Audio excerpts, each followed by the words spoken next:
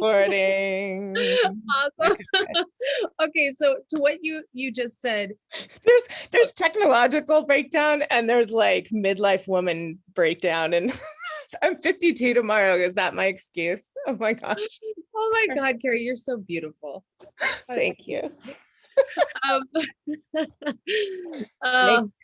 All right. so okay, Where so we were going back to was, where do we start? Where does a mom yeah, who says, I want to like really walk through this head on with my children and be part of healing, like where do they start?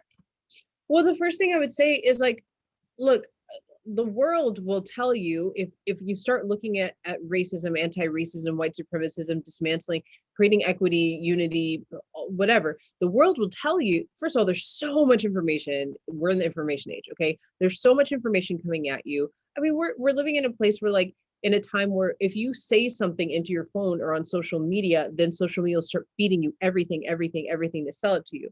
So it's easy to get overwhelmed when you're stepping into any new realm or in any new realm in your life because you can be overloaded with information, let alone this subject that we're talking about, which is supercharged. Okay. And I'll say this is the first thing we have to acknowledge, that anything that has to do with race and any adjacent topic, okay, and this is heavy, but it's something that I think if you acknowledge it, whoever's watching, if you acknowledge it, then it will make the journey so much easier because you'll know, okay, you'll have the knowledge. And that is racism. And the way that we know it now is an abomination of nature. All Mm. right. Racism as it is based in genocide, human trafficking, rape, psychopathy, murder, you name it, whatever, cheating, theft. Okay, Mhm. so even if you're dealing with racism, white supremacy, privilege, whatever it is that's related, even if you have two people in a room who have the best intentions, okay, you're going to get some kind of dirt on you just from touching it, just from trying to be the solution or trying to fight it or whatever. So that's the first thing that we have to understand, that there it's going to bring up stuff in you. You're going to have to like energetically clean yourself. There's you can't just jump into this world of anti-racism or even being an ally or accomplice and expect it to be like going over a rainbow bridge, right? Right. So once you acknowledge that, Like we're on then the bus.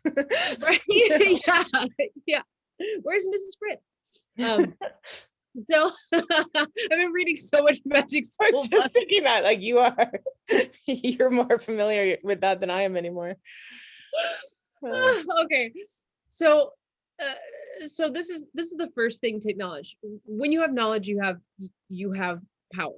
Okay, so once you know that, and also this also helps people understand things. This help understand about the divisiveness of racism.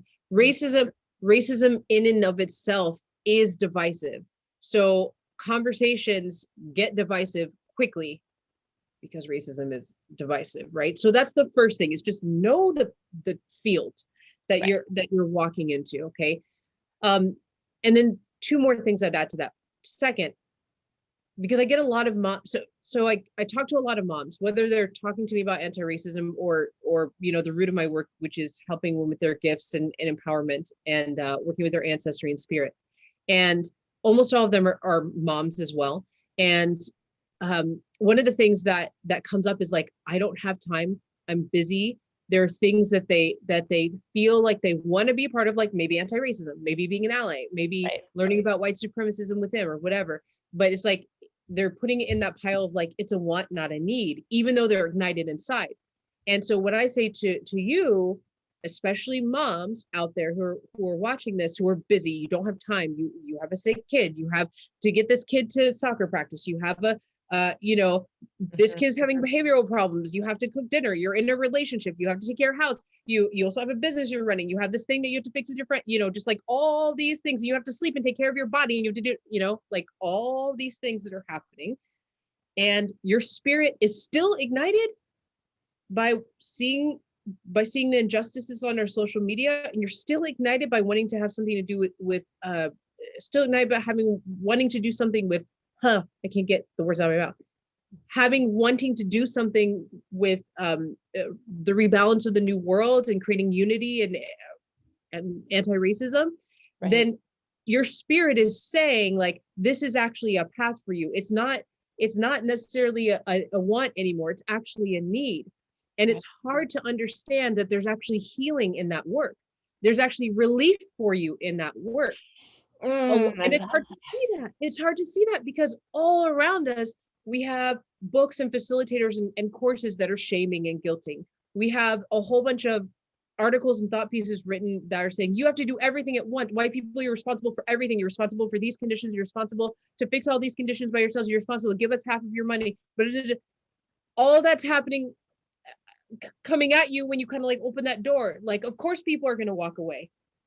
I appreciate hearing that. I mean, I appreciate all of it. I like to be challenged. I like to be reminded with respect. Like I've always felt a lot of respect around the idea that thanks for your Black Lives Matter sign. Let's do more. And I also love your invitation that there's no shaming and guilt here. Like this is a door opening. This is sitting at the table together. This is understanding the impact. And we've heard this many times from a lot of leaders, and I've heard you say this, and it was really awesome because I feel like I've said it to my children before, but very recently, one of my kids said, they gave me their version of, I'm really understanding that privilege means I don't have to do anything about it to change my life, but it's still bothering me. So, like the privilege is like sitting there, like something stuck in my throat.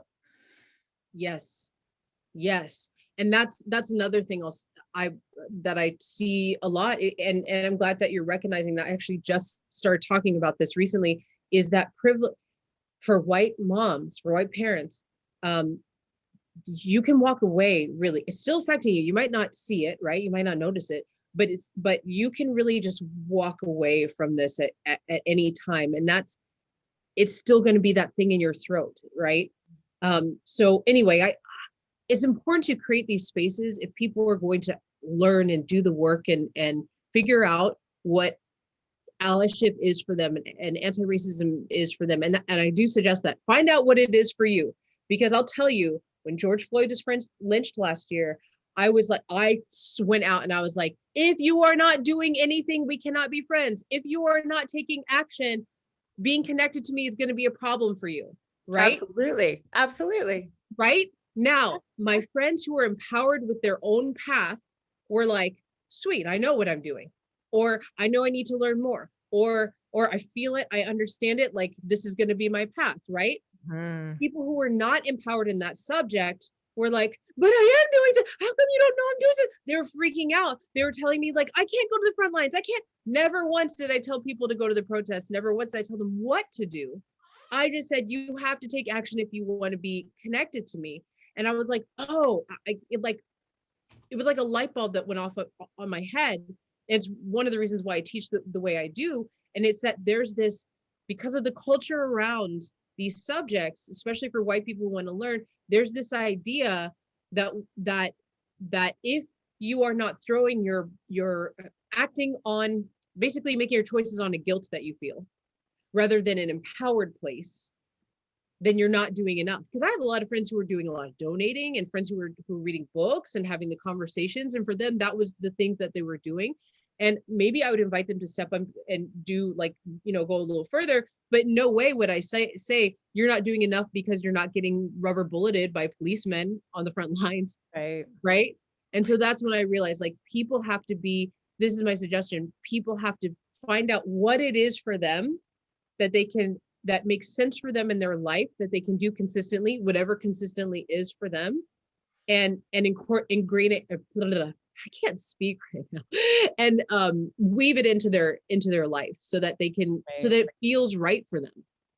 Right, and I feel like, and I so appreciate like even this space for you and I to go revisit some basic things, because you're so way beyond that. I feel like, I remember going to a diversity, equity, and inclusion course that my friend Nancy brilliantly put together. And I remember going into it thinking, well, I've done a lot of this work and I need to be kind of just really reconnected to it for my kids' sake, only to realize, like No. There's still so much here. There's still so much here that I need to unpack. It was really wonderfully humbling.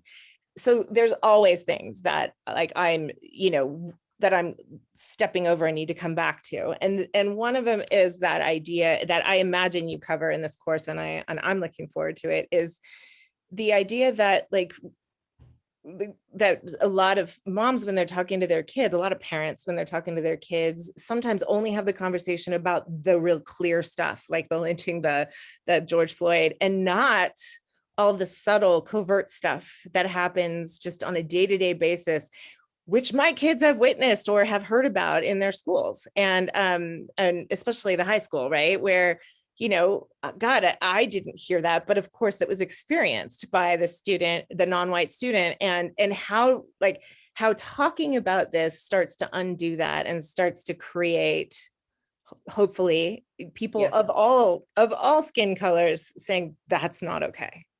And so like that it creates opportunities for them to just see it and recognize it, not look for the overt stuff, but the covert stuff. Yes. What is the term? I'm totally blanking on the term. No, yeah. So like some of we're talking about things like microaggressions. Thank you. Like, racial bypassing and, yes. But you're right. Covert stuff, like it's under that umbrella, right? Yes. It's the stuff that we don't necessarily see. It's the stuff in the shadow. And that's true for, when we look at our own history, it's like we say, oh, then the colonists, they killed these native tribes, and that's all you hear about it. Right. We don't go into like what genocide really is, or who was doing it, or what it took inside the minds of people who are actually doing it to do it, because that's a trauma as well, right? Or which heroic people of color were omitted from history, right? So yeah. So as to what you're saying, this is part of what I'm teaching in this course, Moms and Race, that's coming up on February 21st, is how you engage and what to look for. And I'll tell you, I think you saw it, but whoever is like watching this on my page on either Alexandra Loves or on Alexandra Lewis, if you look at either of my pages, if you scroll down, you'll see a picture of Disney princesses. Mm-hmm. And there's a title and it says, "You Can't Be Her." And this is one of those things. I shared a story of something that happened to me, and it happened in so many different ways. The story plays out in so many different ways. And basically the story was, when I was a kid and we used to watch lots of Disney movies, which famously do not have Black people. And then the first Black Disney princess was in the movie as a Black princess for, I think, 20% of the movie, and was a frog for the rest of the movie. Okay. Wow. Right. So Their trying is like, come on. But so I had like the princesses like Snow White and Belle and Cinderella and the Little Mermaid, Mulan, and what's her name from Aladdin, Jasmine, right? Right. There were no Black characters. I can't remember any Black characters in any of these movies. And so, of course, as a kid in those formidable years, like we know that kids get together and they're like copying movies and copying the storylines. And I say in this thing that I wrote, like for a lot of us, we can hear like the Little Mermaid song in our head. Absolutely. Right? Yeah. We know that. So like those are imprints. And I remember as a kid, and this happened all the time, that kids would tell me when we were about to pick our characters, I was told all the time I can't be the princess. I was told all the time that I couldn't be the main woman. And I was told by little white girls who didn't look anything like her or didn't have matching characteristics, nothing, but they were so clear that they had to be her. There was no way for me to be her, right? And it's if you think about kids at that age group, like imagination is so free. Like they turn into a dragon, the dragon turns into a knight, turns into their dad at work, turns into so already at that age, it's skin color is this thing. It's like there's something about your skin color. They're not saying this, they're not making the conscious choice, but it's already been great. There's something about your skin color that means that you cannot hold a role of a powerful lead, beautiful, pretty princess. And that's feeling that's taught. Yeah. Yes. And the feeling as a little kid for me is confusion and despair and being left out. And then it's all tied into my skin. And then we look at the larger picture, which is the gatekeepers, the people in powerful positions, the successful people, our history books, our heroes are all white people. So of course, this white child goes on to this journey of like, of course, they're entitled. Of course I could be successful. Of course I could be this. Of course, why wouldn't I? They don't even question it. Whereas as a little brown kid, you're constantly questioning it. You constantly questioning things around your skin color, and it just piles on as you get older, not to mention the ancestral trauma you're carrying. Yeah. So these things are, this is white supremacism. It's not a conscious choice, but it's white supremacism. And it's something that is happening outside of your house, inside of your house. I remember when those things happened, my mom would step in like that. I remember there are other parents who, if they heard it, they would step in. And I also remember a couple of times when parents like were like, I don't know what to do, and just like went blank, right? So these are the things that are happening, like at the high school, like you said, they're happening on the playground, and they're happening at every age level. And it's important for parents, child caregivers, people who are engaging with kids. So like, it's the course I'm teaching is called Moms and Race, but it's for anybody who's like wanting to work with kids. Actually, just honestly, just working in communities of people who might not have any exposure to any of this. It's important for us to be able to start having those conversations and passing down wisdom so that kids know how to like click themselves out of this and create a space in which maybe they won't think that way anymore. See what I'm saying? Yes. Yeah. Gosh, I am like, I have chills listening to you. And I also want to let you know that there's a lot of comments. There are. And Rihanna, my friend Rihanna, who you would love, I want to introduce you to her. She says the link isn't working. So I wonder if there's it might have got cut off on the end there. Here's the link. Yeah. Oh, you know what? There's a STA on the end of it. You can just change it later. Okay. There's a what? Oh, STA? Yeah, there's like something just added on there, but you can just change it later on the post. Okay, I'll do that. There's the link. Okay, I'm seeing the comments now. What important conversation. Thank you. Thank you, Melissa and Adrian. And Melissa, how do you sign up? Oh, I'm happy to have you in the early. Let me talk about the course just for a minute because there's people here. The course starts on February 21st. I teach anti-racism from a spiritual perspective. So that comes from within. I don't mean by religion. I just mean the wisdom that's coming from within you. I never use guilting and shaming in my courses, ever. It's a healing and empowering space. We're meeting 3 times for 90 minutes. It is taught live, but if you can't come to all the live sessions, that's okay. You get the recordings to keep for you. Even if you don't show up, the course is customized. So you can ask me questions that will be incorporated into the course. And yes, we will be talking about how you're forming your own perspectives, getting a larger perspective of race and how it interacts with sort of like just how we're living our lives, a lot of the kind of subject matter that we're talking about right now, and how to engage with your kids. And there's a bonus on just mom self-care and a meditation for like bringing you back to your center. So there it is. It's $250 until the end of Friday. And that's less than what it is to work with me in a Black mentor for white people who are ready session. And then it goes up to $375 on Saturday. And there's a portion of the proceeds going to a cause I really, really care about. And that reminds me, because I was going to set that up for my birthday for tomorrow. But will you speak about Feed the Children?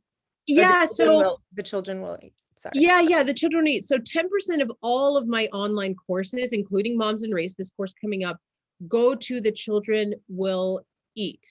On my own spiritual path, it was time to go on a spiritual pilgrimage with my mentor to West Africa, go back and meet my ancestors, and I was there for a month, and I found out just from working with her for over the years that she grew up in a way where her family always took care of kids that didn't have help. There are orphanages in Benin and Togo and Ghana, but it's almost like they're non-existent. There's just not a lot of government help. Even if you take kids in, there's no supplement or anything like that. And so there's a lot of thrown away kids. There's a lot of poverty. These are poor countries. There's a lot of kids that are just like left to death or worse, right? So her whole life, I think she grew up with something like 16 or 17 brothers and sisters. And most of them were because their parents could. take them in. And so she's been doing that off her teacher's salary for her whole life, her and her sister. And I was like, oh, I can motivate my community. I can feed these kids for a year. I can try to do that.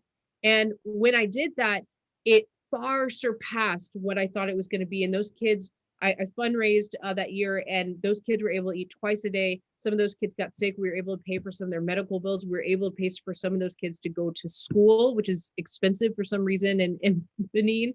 And from being there with those kids, I had this really interesting response.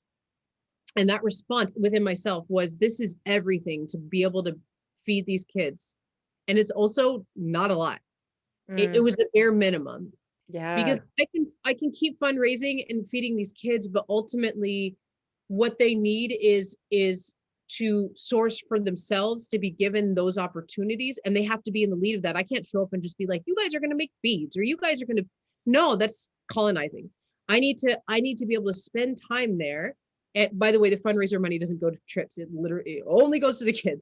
Yeah. I need to go and spend time there and find out, like, what are their interests and needs. And of course, my mentor's from Benin. She's from those areas. So we're finding out now, like, what they need, what they're interested in. Where's the best place to build a community center? We want to build a community center that is a place where they can be housed and have all the dignity that they deserve. And so that they're fed, and so they can get proper schooling, and then, get higher education. And it also is a community center where we want to be able to host people to come and see the culture of Benin. So we're trying to figure out, like, how all those pieces work together. And it's gonna take time, but right now I'm still fundraising just to make sure that they get fed a couple times a day, and we're taking care of schooling and stuff like that. So 10% of the proceeds of all my courses, including this one, Moms and Race, are going to the children will eat. Yay. That's incredible. Yeah.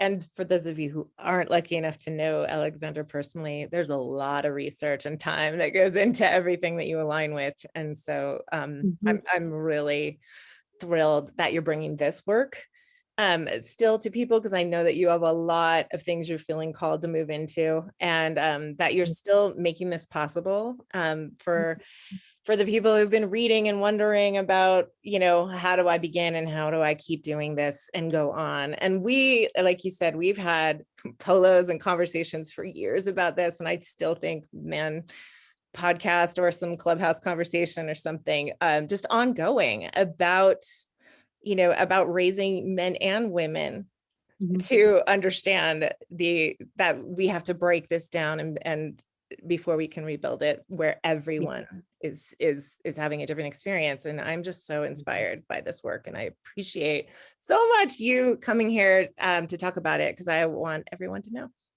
Yes, thank you so much. And I acknowledge that thing of just, the root of my work is working with ancestors, and I've come to know now that a lot of our experience here is being ancestors, and we're ancestors in training, right? Our little kids come into this world as like ancestors who like made the choice to be here. And as we get older, we're like, we forget a whole bunch, and then we relearn a whole bunch.